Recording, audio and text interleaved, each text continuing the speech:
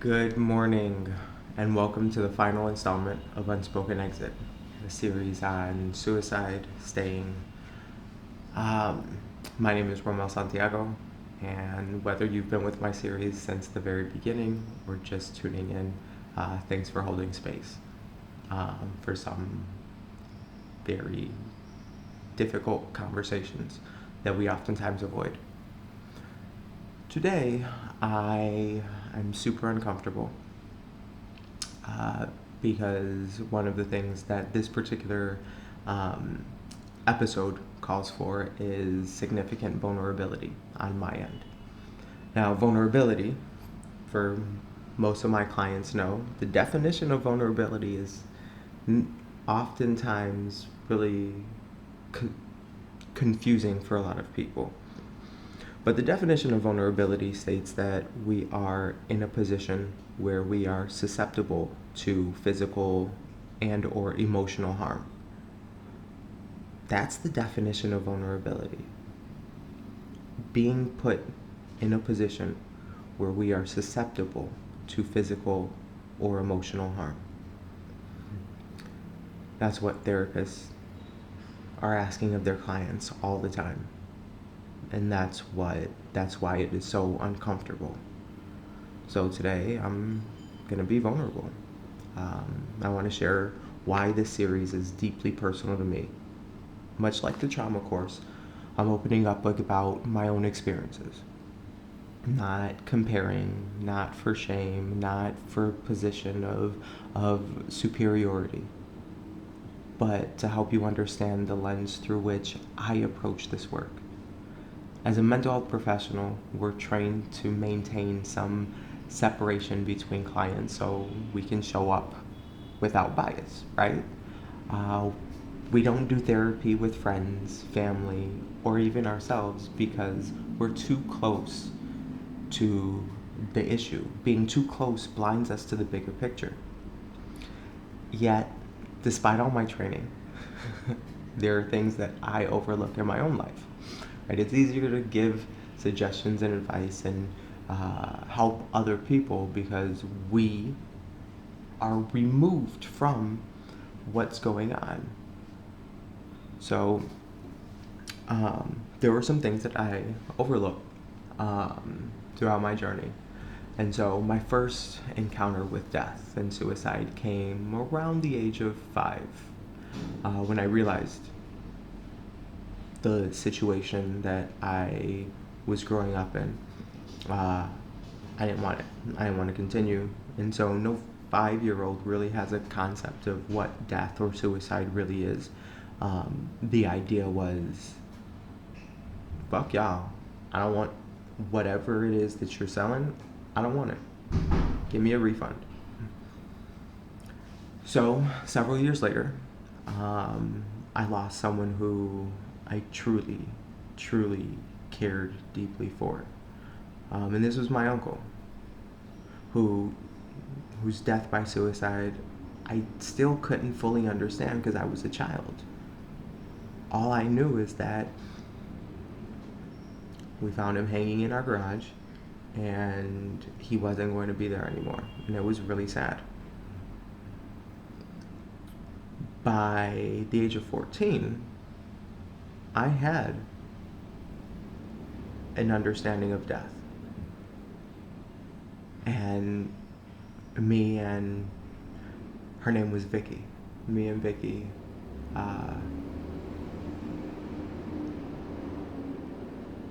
she was my light in the darkest of fucking times. Usually, one of the group homes that I spent significant amount of time on, it was a campus that housed over 300 youth. Right, it had several different homes, and so the home that she was living in and the home that I was living in were fairly close to each other. We would take the bus to school, to high school, every day, sneak out and smoke cigarettes. She always had on this red sweater. And she was found hanging in the bathroom. of her home while on suicide watch. And my uncle, that was sad because I was so young. I really didn't comprehend it. But Vicky, that her loss destroyed me. And then fast forward a couple years later, my sister has had 7 children. Her eldest at the time was around 17. Then her eldest son, 17. Her eldest daughter, a couple years younger, 15, 14, 15, 14, 15. Her second eldest son was 13. And like the youngest was just a couple of months, like 6 months old. Her eldest son was engaging in self-mutilation. And I had expressed some significant concerns. This went unnoticed in her home for years, unnoticed in the school, but I went to visit them, saw some concerning behaviors, and I was like, something, we need to explore this. And it turns out there was some self-harming behaviors. Her eldest daughter was engaging in some concerning behaviors as well, and a lot of acting out. And her 13-year-old son was making comments of wanting to end his life at home and in school. And the idea is, oh, they're just looking for attention. I begged, I pleaded for her to get them the help to speak to a therapist. I volunteered to pay for it. I gave her a list of referrals, and it was no. And finally she decided that she was going to purchase 2 firearms. No lockbox, no way of keeping it out of the hands of her eldest children. Everyone knew where the guns were. And while everyone was at home, my 13-year-old nephew went down to the kitchen with the firearm, and I received a phone call at 2 o'clock in the morning.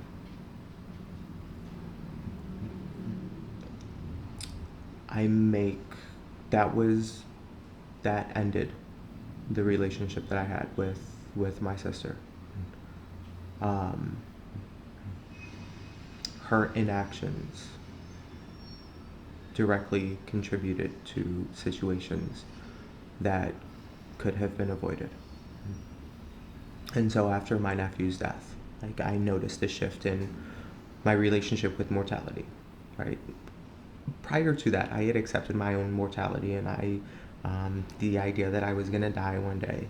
I had reached a point where I was doing a lot of transition work with clients, helping them to accept death of loved ones, transition out of different spaces, relationships, and even their own relationship with death.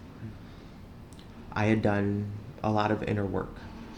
But soon after my nephew's suicide, something unexpected kind of emerged. It was this emptiness, right? But it was a weird kind of emptiness. I really didn't have the words for it.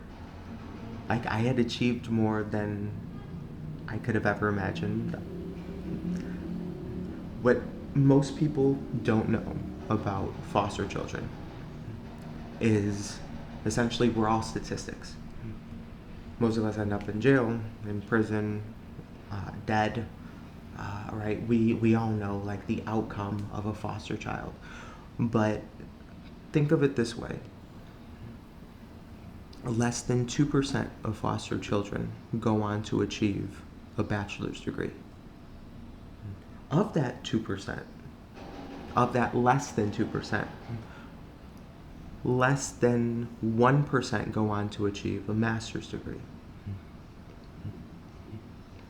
I have a master's degree. So I am less than 1% of less than 2% of the statistic. What I have achieved in my life is beyond anything that I could have ever imagined, beyond anything that most statistics could have ever predicted. So I say that because most former wards of the state don't have the opportunity to really explore other cities, states. I've been to more than 10 different countries. Most go to jail or wind up dead. I'm not. I've loved multiple times.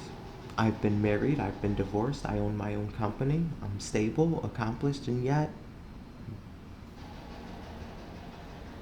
I've hit the ceiling. There's nowhere left to go. So between 2024 and 2025, I started struggling with this emptiness.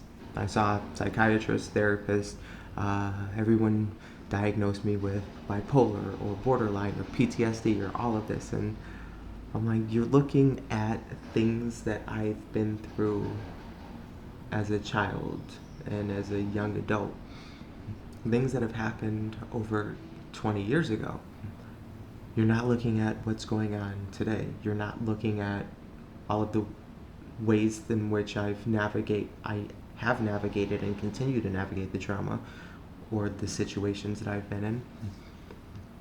So these particular diagnoses, they're not sitting right with me. So I turned to plant medicine. Right, when I moved to Colombia in 2021, I had began exploring ayahuasca. Like, I'll do one ayahuasca ceremony a year, and between the ayahuasca ceremonies, I'll do 2, maybe 3 mushroom ceremonies. And so during one of the ayahuasca ceremonies, I asked the medicine, show me what I'm missing. And the answer was clear. Like, this isn't an emptiness. There's no deficit. I've reached my second mountain. I've broken down every wall, every barrier, everything that anybody has put in my way. I fucking crushed it. I've accomplished everything that I've set out to do. I've exceeded everything things that I could have never imagined I would do. So the challenge became the thought of living the next 30 to 50 years in a repetitive pattern. Sleep, work, void. Sleep, work, void. Sleep, work, void. Sleep, work, void. And that possibility was bone crushing. Like, that was unbearable to think about. So I took time off of work. And during that time off of work, I had survived several lethal attempts within 1 week. Confronting the stark reality that there was nothing ahead and no way out, I started getting calls and messages.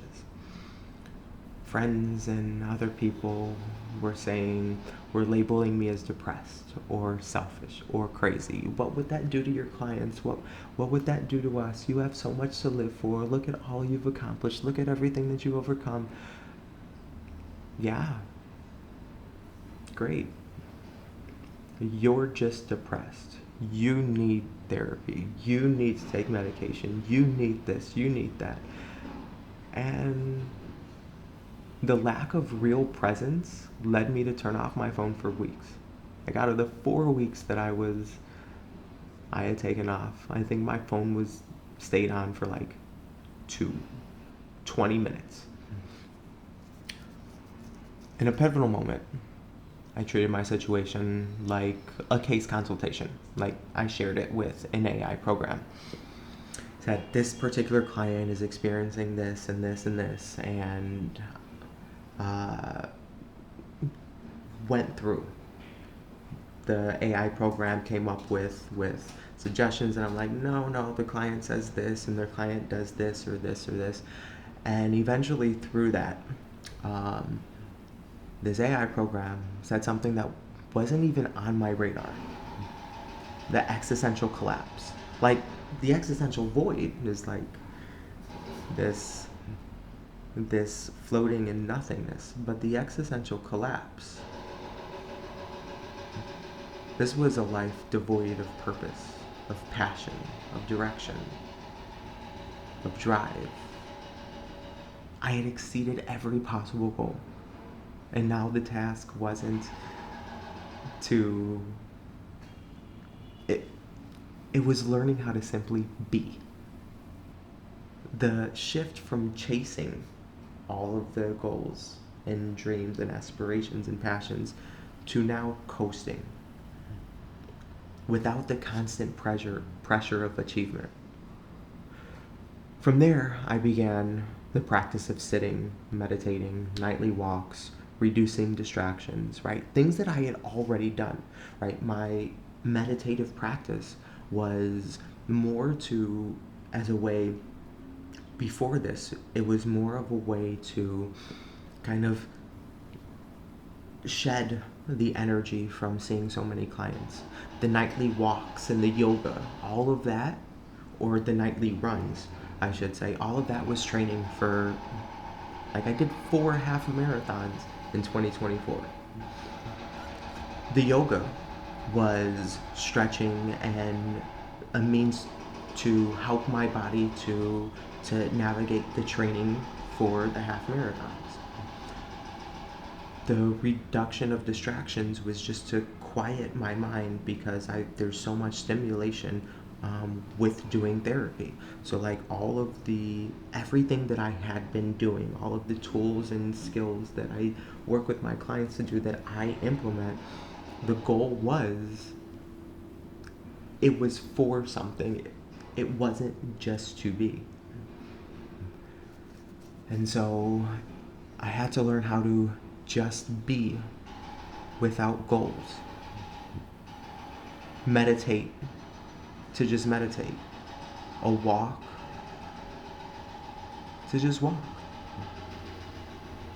So I resumed writing my memoirs, which is a process that's continuing more than 15 years later, and considering sharing my journey through various series.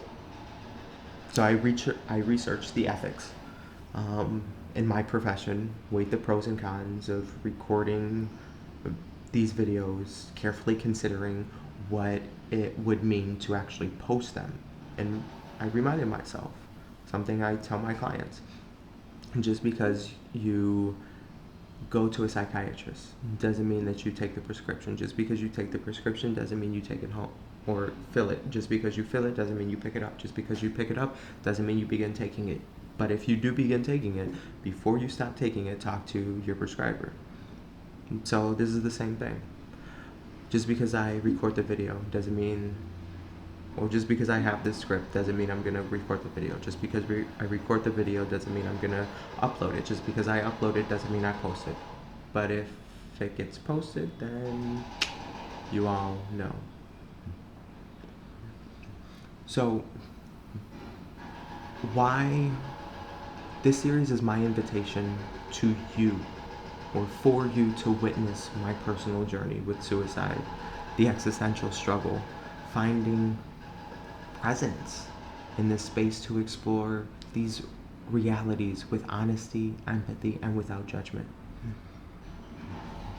This is my journey. The comments are gonna be turned off. If you can relate to this video, know that you're not alone and the struggle continues.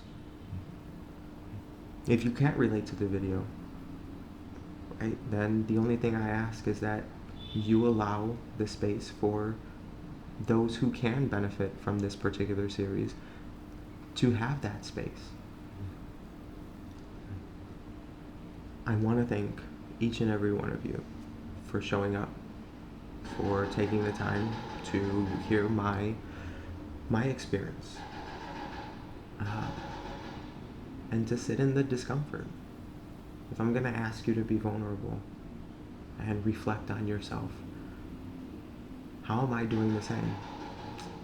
Well, now you all know. So as this series comes to an end, I know there's one more closing episode that'll be released next week.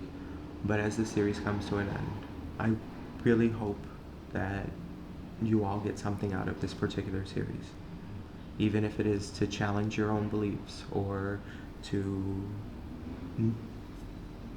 having found a space that makes sense, or to better understand the greater picture of suicide. Um, but my hope is that you get something out of this. Nothing else. It's an opportunity for me to continue on my own personal journey of healing and navigating, and for me to hold myself accountable and responsible for what comes next. So with that, I thank you all for showing up, for joining me, and I hope you all have a wonderful, amazing rest of this beautiful day, and I'll see you soon.